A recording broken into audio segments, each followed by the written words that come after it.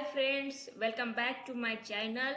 I know it has been a long time since we met, but finally we have connected because due to my emergency I couldn't make a time for you and for my practice. So today onwards I will try to connect with you regularly. So what is our today's topic? Let's see and let's start. So जसं की तुम्ही स्क्रीनवर बघताय, डोळा कचकच करतोय, mobile बिघडलाय, घर डोक्यावर घेतले, हे अतिशय रोज लागणारे बेसिक सेंटेन्सेस आहेत. ठीक आहे, पण आपल्याला एक्झॅक्ट वर्ड किंवा फ्रेज माहिती नसते, एक्सप्रेशन माहिती नसते, त्यामुळे आपण बोलू शकत नाही. तर नेहमीप्रमाणे आज आपण या ऍडव्हान्स स्ट्रक्चरची प्रॅक्टिस करूया. ठीक आहे, सो लेट्स स्टार्ट. तर आपला पहिला सेंटेन्स बघूया. काय आहे आपलं पहिलं सेंटेन्स? आणि सेंटेन्स आहे दरवाजाला दिमक लागली. आता दिमक म्हणजे काय? It sound like Hindi. तर दिमक सोडा, आपण कीड लागली, आपला दरवाजा किडतो, आपण म्हणतो ना दरवाजाला कीड लागली, दरवाजा खराब होतोय. तर याला इंग्लिशमध्ये कसं म्हणायचं? The door was infested by termites. आता इन्फेस्टेड काय? टर्माइट्स तुम्हाला माहिती असेल बऱ्याच जणांना. टर्माइट्स म्हणजे तो किडा जो लागतो तो, आणि इन्फेस्टेड म्हणजे त्याचा फैलाव झालेला आहे. त्यामुळे आपल्याला टर्माइट सोबत आपण इन्फेस्टेड घेतलेला आहे, म्हणजे दरवाजामध्ये किड्याचा फैलाव झालेला आहे, शिरकाव झालेला आहे. शिरकाव न म्हणता फैलावसाठी इन्फेस्टेड वापरला जातो, म्हणजे जास्त प्रमाणात वाढलेला आहे ते. ठीक आहे, नेक्स्ट बघूया. त्याने घर डोक्यावर घेतलं आहे. आता घर डोक्यावर घेणं, याला translate word to word translate करू शकतो का आपण? म्हणजे केलं तर त्याचं कसं वाटेल ते सेंटेन्स? ते योग्य नाही वाटणार. म्हणजे असं ही टू घेतलेला आहे, म्हणजे टर्न म्हणजे टी आर हे टर्न झाल्याने ईडी लावल्यामुळे आपल्याला त्याचं पास्टचं जे रूप आहे ते दाखवता येतं. ठीक आहे, नेक्स्ट बघूया. डोळा कचकच करतोय. बघा, रोज बोलतो आपण असं, थोडं जरी डोळ्यामध्ये, असं कोणीच नाही का ज्याचा डोळा कचकच करत नसेल.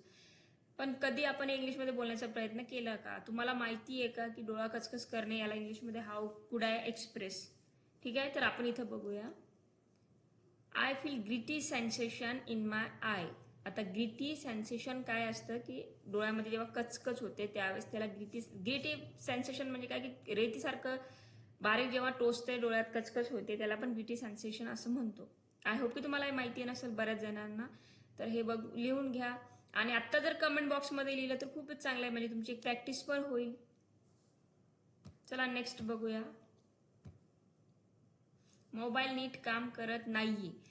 आता बघा, मोबाईल नीट काम करत नाही, याला जर सोप्या भाषेत सांगायचं झालं तर आपण म्हणू शकतो की mobile is not working properly. पण थोडं ॲडव्हान्समध्ये जर बोलायचं झालं तर mobile has broken down. Break down हा शब्द बिघडण्यासाठी होतो. My car has broken down, my car broke down. तर याचा अर्थ काय होतो की बिघडणे. ठीक आहे, म्हणजे that things is not working properly, त्यावेळेस आपण ब्रेकडाऊनचा यूज करतो.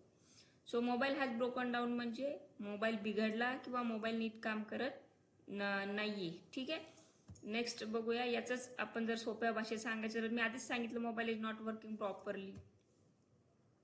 यालाच आणि या सेंटेन्सला तुम्ही माल फंक्शनिंगने सुद्धा फॉर्म करू शकता. आता माल फंक्शनिंगचा अर्थ काय आणि सेंटेन्स कसा फॉर्म करायचा हे तुम्ही कमेंट बॉक्समध्ये नक्की लिहा. चला बघूया नेक्स्ट सेंटेन्स. नेक्स्ट आहे तू टॉप उलटा घातला आहे. जेव्हा आपण एखादा म्हणजे जेव्हा ड्रेस उलटा घालण्यात येतो त्यावेळेस आपण म्हणतो तू ड्रेस उलटा घातलेला आहे, टॉप उलटा घातला आहे. तर इंग्लिशमध्ये याला कसं म्हणू आपण? You are wearing your top inside out. Inside आउटचा अर्थ काय होतो की जेव्हा आतला भाग बाहेर घालण्यात येतो तर तेव्हा तो उलटा होतो.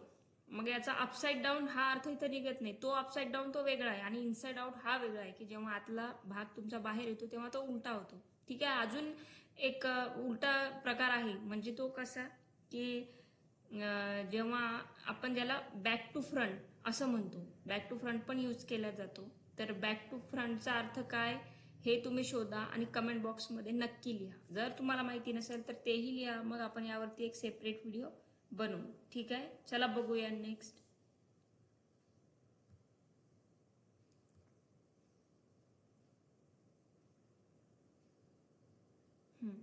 भिंतीवरून प्लास्टर निघत आहे. आता बऱ्याच वेळेस होतं ना असं, पाऊस पडतो, पाऊस पडल्यानंतर भिंतीवरून हळूहळू प्लास्टर, ते पोपडे, ज्याला पोपडे म्हणतो आपण, ते निघतात.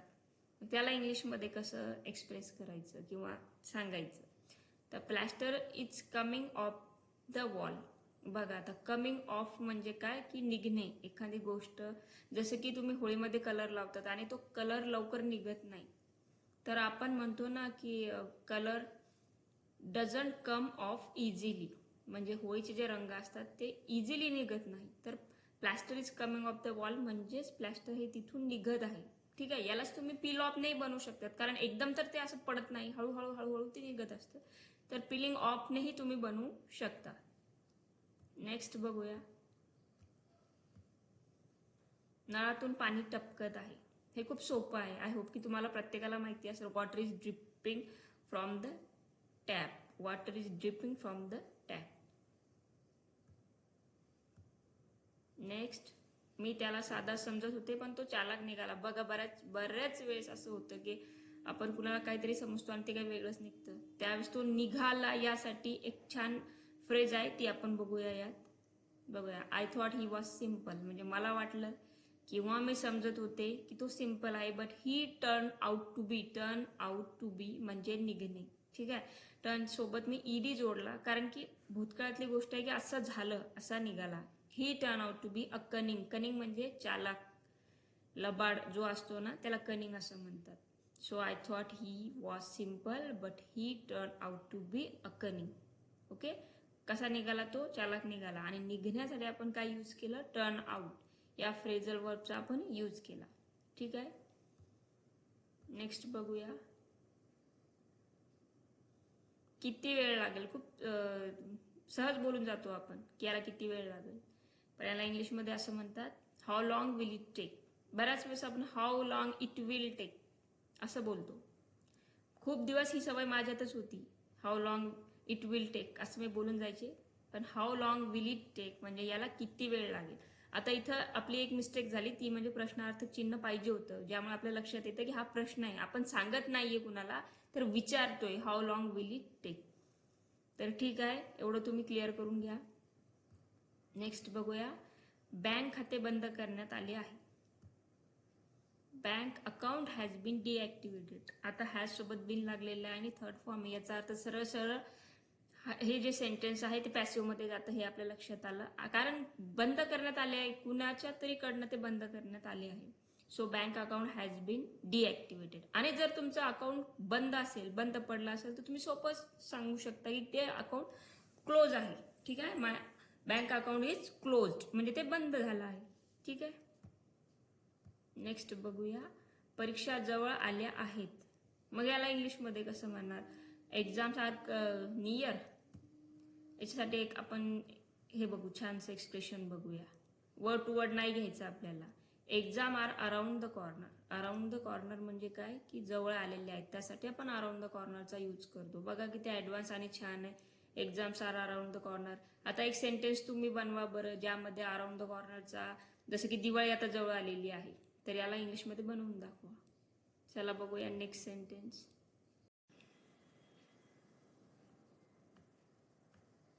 नेक्स्ट सेंटेन्स आहे आपलं सोपं. आधीच आन्सर आला आपलं, which subject exam is it today. म्हणजे काय असेल याचा अर्थ?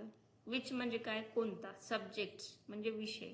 एक्झाम म्हणजे काय की आज तुमचा कोणत्या विषयाचा एक्झाम म्हणजे कोणत्या विषयाचा पेपर आहे. जे की आपण थंबवरती बघितलं हे सेंटेन्स की आज कोणत्या विषयाचा पेपर आहे, त्यावेळेस आपण which subject exam is it today असं म्हणू. आणि जर तुम्हाला सब्जेक्ट रेफर करायचं नसलं तर तुम्ही व्हॉटनेही याला फॉर्म करू शकतात. What exam is it today. Okay, किंवा मग what exam do you have today, हे पण एक छान एक्सप्रेशन म्हणजे सेंटेन्स आहे. What exam do you have today म्हणजे आज तुझी कसली परीक्षा आहे. यामध्ये मी स्पेसिफाय नाही केलं की कुठल्या विषयाचं पेपर आहे, मी सरळ सरळ विचारलं की आज एक्झामच कशाची आहे म्हणजे परीक्षा कशाची आहे. ठीक आहे, नेक्स्ट बघूया, मोबाईलचा बॅलन्स संपला आहे. मग इथे तुम्ही फिनिश सोबत तयार करू शकता का की मोबाईल बॅलन्स हॅज फिनिश्ड? नाही, ते योग्य नाही वाटत. ते पदार्थासोबत चांगलं वाटतं किंवा एखाद्या कृतीसोबत चांगलं वाटतं, पण इथं बॅलन्सचा विषय, तर आपण थोडं ॲडव्हान्स स्ट्रक्चरचा विचार करूया ना. Mobile balance has run out. आता बॅलन्स हॅज रन आउट म्हणजे संपला आहे. आता रन आउट याचा यूज कशासाठी होतो बघा, जेव्हा तुमच्याजवळ एखादी गोष्ट संपते, तुमच्या फ्रीजमधल्या वस्तू संपल्या असतील, किराणा संपला असेल, बॅलन्स पैसे काही त्यावेळेस तुम्ही रनआउटचा यूज करतात. तर मोबाईल बॅलन्स हॅज रनआउट म्हणजे मोबाईलमधला बॅलन्स संपला आहे. तर ही होती आजची काही वाक्य. ॲडव्हान्समध्ये बोलण्याचा आपण प्रयत्न केला. ॲडव्हान्स स्ट्रक्चर किंवा ॲडव्हान्स वर्ड यूज केले तर तुम्ही प्रॅक्टिस करताना ॲडव्हान्सच प्रॅक्टिस करा, ॲडव्हान्सच वर्ड घ्या.